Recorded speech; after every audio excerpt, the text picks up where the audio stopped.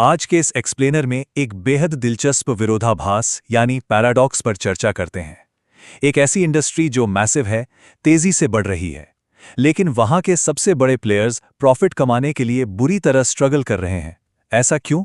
हमारे पास जो सोर्सेज हैं, उनके आधार पर आज इस पूरे सेक्टर का डीपली विश्लेषण करेंगे। चलिए शुरू करते हैं। इस एक्सप्लेनर में 5 मेन हिस्सों पर फोकस किया जाएगा। टाइल सेक्टर का पैराडॉक्स, मैन्युफैक्चरिंग और कॉस्ट ड्राइवर्स, मोरबी क्लस्टर का फिनोमिनन, एक्सपोर्ट वॉलेटिलिटी का असर और अंत में प्रॉफिटेबिलिटी के लिए स्ट्रैटेजीज। पहला हिस्सा, द टाइल सेक्टर पैराडॉक्स। इस मिस्ट्री की शुरुआत एक बहुत ही इंटरेस्टिंग डेटा पॉइंट से होती है। 53,000 करोड़ यानी 53,000 करोड़ रुपए, ये हमारे भारतीय टाइल सेक्टर की आज की करंट वैल्यूएशन है। और सोर्सेस का डेटा साफ बताता है कि फाइनेंशियल ईयर 2029 तक 9.7% के CAGR से बढ़ते हुए ये मार्केट करीब 76,000 करोड़ का हो जाएगा। भारत ग्लोबली टाइल्स का सेकंड लार्जेस्ट प्रोड्यूसर भी है, कंज्यूमर भी और एक्सपोर्टर भी। सब कुछ परफेक्ट लग रहा है ना? लेकिन असली कहानी यहां छिपी है। इतना मैसिव बूमिंग मार्केट होने के बावजूद सोमनी सिरेमिक्स, एशियन ग्रेनिटो और ओरियन बेल जैसी टॉप लिस्टेड कंपनीज का प्रॉफिट आफ्टर टैक्स यानी PAT मार्जिन 3% से भी कम है। जरा सोचिए, यहां तक कि मार्केट के सबसे बड़े प्लेयर कजारिया सिरेमिक्स का PAT मार्जिन भी सिर्फ 6.5% के आसपास है, और वो भी लगातार गिर रहा है। ये एक बहुत ही कॉन्ट्रडिक्टरी और हैरान करने वाली बात है। दूसरा हिस्सा, मैन्युफैक्चरिंग और कॉस्ट ड्राइवर्स। इस विरोधाभास को समझने के लिए पहले ये देखना होगा कि आखिर पैसा लग कहां रहा है और एक टाइल बनती कैसे है। दरअसल टाइल बनने का प्रोसेस काफी कॉम्प्लेक्स है। मूल रूप से रॉ क्ले, फेल्डस्पार और क्वार्ट्ज का मिक्सचर बनता है। फिर स्लरी बनाकर स्प्रे ड्राइंग से मॉइस्चर हटाया जाता है और प्रेसिंग के जरिए शेप बनती है। इसके बाद इंपोर्टेड मशीन से ग्लेजिंग होती है, क्योंकि डोमेस्टिकली इन मशीन्स का प्रोडक्शन ना के बराबर है। और सबसे आखिर में नेचुरल गैस का यूज करके इन्हें हाई टेम्परेचर भट्टियों में बेक किया जाता है। और बस यही कॉस्ट ब्रेकडाउन सारी प्रॉब्लम की जड़ है। टोटल रेवेन्यू का लगभग 50% हिस्सा तो सिर्फ रॉ मटेरियल्स खा जाते हैं। ऊपर से 15 से 20% पैसा पावर और फ्यूल यानी कि नेचुरल गैस में चला जाता है। मतलब लगभग 70% रेवेन्यू इन्हीं दो चीजों में खत्म। क्योंकि ये ग्लोबल कमोडिटीज हैं, इसलिए किसी भी मैन्युफैक्चरर का इनके प्राइसेस पर प्रैक्टिकली कोई कंट्रोल नहीं होता। ये फैक्टर्स समझाते हैं कि premium vitrified tiles standard ceramic tiles से इतने महंगे क्यों होते हैं। सेरामिक टाइल्स आमतौर पर 1150 डिग्री सेल्सियस तक बेक होती हैं, पर विट्रिफाइड टाइल्स डेंसर होती हैं। उनमें मॉइस्चर कम होता है और उन्हें 1200 से 1300 डिग्री पर बेक करना पड़ता है। इस हायर टेम्परेचर का सीधा मतलब है बहुत ज्यादा पावर कॉस्ट। तीसरा हिस्सा, द मोरबी क्लस्टर फिनोमिनन। अब आते हैं उस ताकतवर कॉम्पिटिटर पर जो इन बड़ी कॉर्पोरेट जायंट्स की नींद उड़ाए हुए है और मार्केट में प्राइसेस को आर्टिफिशियली लो रखता है। सोर्सेज के मुताबिक टाइल मार्केट का 54% हिस्सा अनऑर्गेनाइज्ड सेक्टर के पास है, जबकि ऑर्गेनाइज्ड प्लेयर्स सिर्फ 46% होल्ड करते हैं। लेकिन सबसे फैसिनेटिंग बात यह है कि यह so called unorganised market actually एक ही स्पेसिफिक लोकेशन पर बेहद सेंट्रलाइज्ड है। हम बात कर रहे हैं गुजरात के मोरबी की। 1980 में एक छोटी सी शुरुआत से लेकर आज मोरबी दुनिया का second largest tile manufacturing cluster बन चुका है। यहां 800 से ज्यादा यूनिट्स हैं। 2006 में यहां नेचुरल गैस पाइपलाइन आई, जिससे इनकी पावर सप्लाई कंसिस्टेंट हो गई और ग्रोथ आसमान छूने लगी। मोरबी के पास कुछ ऐसे इनहेरेंट फायदे हैं जिन्हें मैच करना मुश्किल है। क्ले और क्वार्ट्ज जैसे रॉ मटेरियल्स वहीं आसपास मिल जाते हैं। एक्सपोर्ट के लिए कांडला और मुंद्रा पोर्ट्स नज़दीक हैं। राजकोट एयरपोर्ट और रेल नेटवर्क का फायदा मिलता है।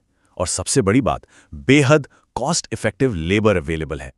इन्हीं फायदों के दम पर आज मोरबी भारत की 80 से 90% टाइल्स अकेला बनाता है। ये ऑर्गेनाइज्ड प्लेयर्स के लिए एक मैसिव हेडेक है। चौथा हिस्सा, export volatility and impact. Global events का इस पावर डायनामिक पर बहुत गहरा असर पड़ता है, जिससे मोरबी और कॉर्पोरेट जायंट्स के बीच का बैलेंस लगातार शिफ्ट होता रहता है। एक बहुत इंटरेस्टिंग पैटर्न सामने आता है। 2016 में जब US और मिडिल ईस्ट ने चाइना पर एंटी डंपिंग ड्यूटीज लगाईं, तो भारत का एक्सपोर्ट बूम कर गया। 2019 तक वॉल्यूम्स डबल हो गए। मोरबी की टाइल्स बाहर जाने लगीं, जिससे इंडिया के डोमेस्टिक मार्केट में ऑर्गेनाइज्ड प्लेयर्स को काफी जगह मिल गई। लेकिन 2024 आते आते रेड सी क्राइसिस और वेस्टर्न कंट्रीज के रियल एस्टेट स्लोडाउन ने पूरा गेम पलट दिया। एक्सपोर्ट्स गिरे और मॉर्बी ने वापस डोमेस्टिक मार्केट में अपनी टाइल्स की ओवर सप्लाई शुरू कर दी। और आश्चर्य की बात यह है कि कजारिया और सोमानी जैसे विशाल जायंट्स के टोटल रेवेन्यू का सिर्फ 2 से 3% हिस्सा ही एक्सपोर्ट से आता है। ये डेटा पॉइंट साफ दिखाता है कि अनऑर्गेनाइज्ड क्लस्टर्स का ओवरसीज मार्केट पर कितना बड़ा दबदबा है, जहां वो सस्ते दाम पर अच्छी क्वालिटी दे रहे हैं। पांचवां और आखिरी हिस्सा, स्ट्रैटेजीज फॉर प्रॉफिटेबिलिटी। अब इतने हाई प्रोडक्शन कॉस्ट और मॉर्बी के रिलेंटलेस कंपटीशन के बीच बड़ी लिस्टेड कंपनीज हाथ पर हाथ रखकर तो बैठ नहीं सकती, उन्हें अपना पूरा बिजनेस मॉडल ही बदलना पड़ा। तो अब सबसे बड़ा सवाल यह है कि आखिर ये जायंट्स सर्वाइव करने, अपने शेयर होल्डर्स को खुश रखने और मार्जिन्स बढ़ाने के लिए एग्जैक्ट एक्शंस क्या ले रही हैं। इन सोर्सेस से एक सॉलिड 3 पिलर स्ट्रैटेजी समझ आती है। इन कंपनीज ने अपना फोकस ट्रेडिशनल मैन्युफैक्चरिंग से हटाकर ट्रेडिंग और प्रीमियमाइजेशन पर शिफ्ट कर दिया है ताकि रिस्क कम हो। आइए इन तीनों पिलर्स को एक एक करके समझते हैं। सबसे पहला मूव, मैन्युफैक्चरिंग से ट्रेडिंग की तरफ शिफ्ट होना। अगर फाइनेंशियल ईयर 2025 के नंबर्स देखें तो कजारिया ने अपनी टोटल सेल्स वॉल्यूम का 26% और सोमानी ने 33% आउटसोर्सिंग से जनरेट किया है। खुद फैक्ट्रीज लगाने की जगह ये कंपनी सीधा मॉर्बी के क्लस्टर से ही टाइल्स खरीद रही हैं या उन छोटी यूनिट्स के साथ जॉइंट वेंचर कर रही हैं। इससे कैपिटल एक्सपेंडिचर और प्रोडक्शन का सारा रिस्क काफी हद तक खत्म हो जाता है। एक काफी स्मार्ट मूव। दूसरा पिलर है प्रीमियमाइजेशन। अगर इन ग्रोथ नंबर्स पे ध्यान दें तो सारी पिक्चर क्लियर हो जाएगी। स्टैंडर्ड सिरेमिक टाइल्स की प्रोजेक्टेड ग्रोथ सिर्फ 7% CAGR है, जबकि हाई मार्जिन वाले ग्लेज्ड विट्रिफाइड टाइल्स यानी GVT और लार्ज स्लैब्स 16.4% की स्पीड से ग्रो कर रहे हैं। इसलिए ये बड़ी कंपनीज तेजी से अपने प्लांट्स को इन प्रीमियम टाइल्स के प्रोडक्शन के लिए बदल रही हैं। और तीसरा पिलर है डाइवर्सिफिकेशन। इन कंपनीज के पास पहले से ही एक मैसिव डीलर नेटवर्क बना हुआ है, तो उस नेटवर्क का लेवरेज लेते हुए उन्होंने अधीसिव्स और सैनिटरी वेयर जैसे सप्लीमेंट्री प्रोडक्ट्स बेचना शुरू कर दिए, जिसमें इंक्रीमेंटल कॉस्ट ना के बराबर है और मार्जिन बहुत ज्यादा।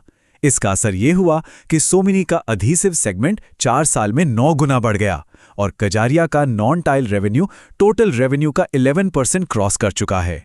तो इस एक्सप्लेनर को खत्म करते हुए एक बहुत ही इंट्रीगिंग थॉट छोड़कर जाना चाहते हैं।